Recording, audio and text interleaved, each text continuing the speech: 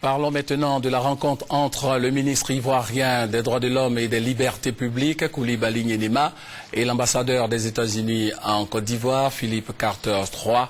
Les échanges ont porté sur la contribution des États-Unis dans le renforcement du respect des droits de l'homme et des libertés dans notre pays, la Côte d'Ivoire. Le point avec Abou Sanogo. Le ministre des droits de l'homme et des libertés publiques, Coulibaly Nyenema, a reçu en audience l'ambassadeur des États-Unis en Côte d'Ivoire, Philippe Carter III.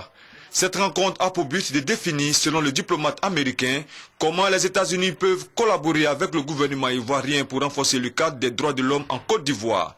La question des droits de l'homme, c'est les pierres angulaires de notre relation bilatérale. Et maintenant, ça, c'est le temps pour renforcer, de trouver de quelle manière nous pouvons collaborer avec le gouvernement, et en particulier le ministre, pour renforcer ces questions.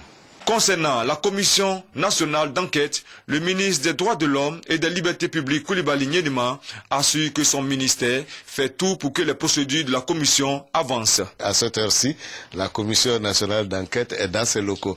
Nous y avons travaillé tout le week-end, donc je peux vous assurer qu'ils sont installés et ils travaillent.